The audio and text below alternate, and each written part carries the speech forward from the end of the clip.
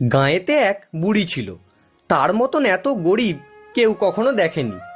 ভিক্ষা করে সে যে কটি চাল পেত, ভাত রেঁধে 4টি রাতের বেলা খেত, বাকিগুলি পরের দিন সকালের জন্য জল দিয়ে রাখত। সব দিন পান্তা খেত বলে তার নাম ছিল পান্তা বুড়ি। একবার সেই গাঁয়ে এক চোর এসে উপস্থিত। বুড়ির পান্তার সন্ধান পেয়ে সে রোজ রোজ তা খেতে লাগলো। চোরের জ্বালায় বেচারি তো অস্থির। একদিন বুড়ি রাজার কাছে নালিশ করতে চলল। যেতে যেতে পথে দেখলো একটা বেল পড়ে আছে। বেল জিজ্ঞাসা করলো, বুড়ি বুড়ি, কোথায় যাচ্ছ? চোরে আমার পান্তা খেয়ে নেয়, তাই রাজার কাছে যাচ্ছি নালিশ করতে। ফিরে যাওয়ার সময় আমায় নিয়ে যেও। আচ্ছা।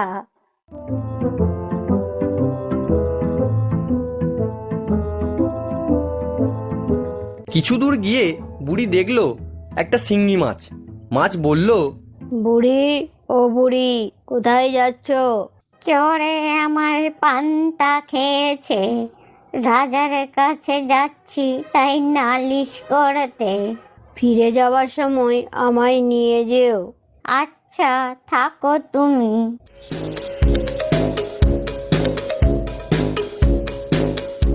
আর কিছু দূর গিয়ে বুড়ি একটি ছুঁচকে দেখতে পেল। ছুঁচ বলল, বুড়ি বুড়ি, কোথায় যাচ্ছ? চোরে পান্তা খেয়েছে, রাজার কাছে নালিশ করতে যাচ্ছি। ফিরে যাবার সময় আমায় নিয়ে যেও। আচ্ছা, বেশ বেশ।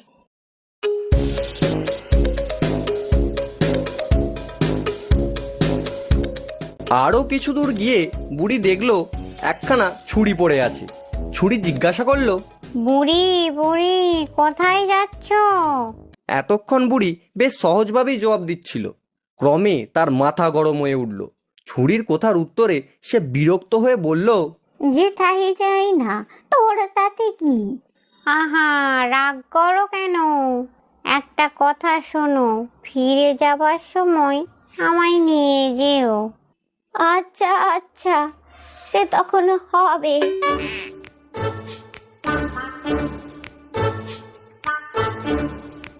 শেষে রাজবাড়ির কাছাকাছি গিয়ে বুড়ি দেখলো পুকুর ধারে একটা কুমির পড়ে আছে। কুমির বলল, বুড়ি বুড়ি, কোথায় যাচ্ছ? বুড়ির মেজাজ তখন আরো গরম। বলল, তোর কি?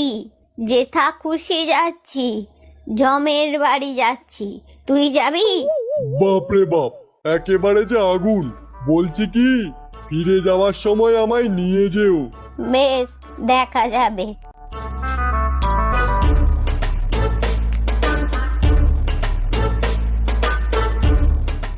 এই যে বুড়ি, গট গট করে কোথায় যাচ্ছ? রাজা মশাইয়ের অনুমতি ছাড়া কেউ ঢুকতে পারে না।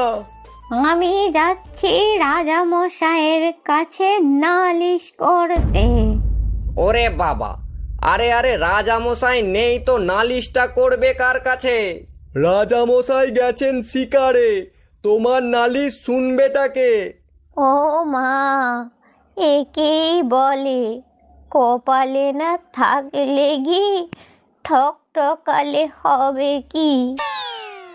এরপর বুড়ি লাঠি হাতে ঠক ঠক ঠক ঠক করতে করতে বাড়ি ফিরে যাচ্ছে। বুড়ির মনে না আছে আনন্দ, না আছে খুশি। তবে বাড়ি ফেরার সময় বুড়ি সেই কুমির, ছুরি, ছুঁচ, শিঙি মাছ ও বেলকে বাড়ি নিয়ে এলো।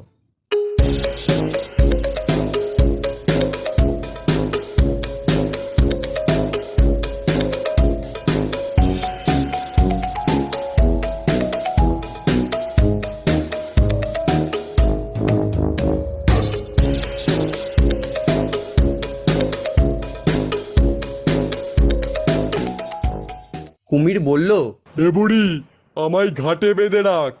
আচ্ছা, তবে তুমি ঘাটেই থাকো। ছুরি বলল, আমায় উঠানে ঘাসে ফেলে রাখো। তোমার যদি তেমনই শখ হয়, তাহলে থাকো এখানে পড়ে। দেখবে এতে কাজ হবে। ও বুড়ি, আমাকে বের করবে কখন? তোমারও বুঝি ছোলায় আর মন টিকছে না? দাঁড়াও দাঁড়াও, বের করছি। বাহ, এই জায়গাটা তো বেশ, আমাকে তুমি এইখানেই রাখো। তোমার আবার এই জায়গাটাই ভালো লাগলো? হ্যাঁ হ্যাঁ, আমাকে বরং তুমি ওই দেওয়ালেই পুঁতে রাখো।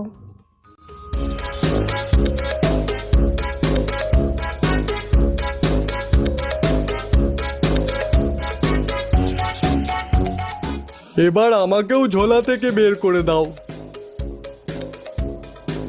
তোমায় কোথায় রাখি বলো তো? আমাকে তুমি উনুনের ভেতর রাখো। দেখে দেখে তোমার ওই জায়গাটাই পছন্দ হলো? তাহলে থাকো এখানে পড়ে। তা তুমি বাপু কেন একা আর ঝোলাই থাকো? তুমিও গুটি গুটি বেরিয়ে এসো। আমাকে বরং তুমি তোমার ওই পান্তা ভাতের ভেতরেই রাখো।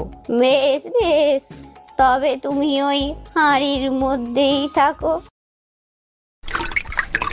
যার যেমন ইচ্ছা তাকে সেভাবে রেখেই বুড়ি রাতে ঘুমিয়েছে। এমন সময় চোর এসে উপস্থিত।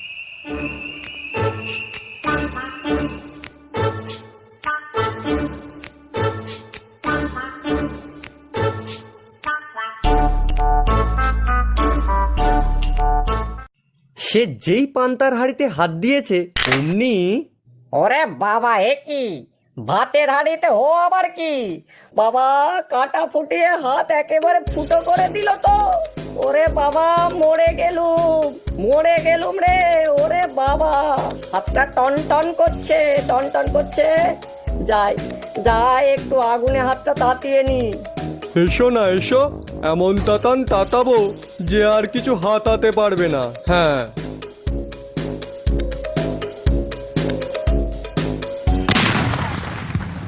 ইয়া বাবা রে বাবা, কি সর্বনাশ রে, কি ফাটলো রে।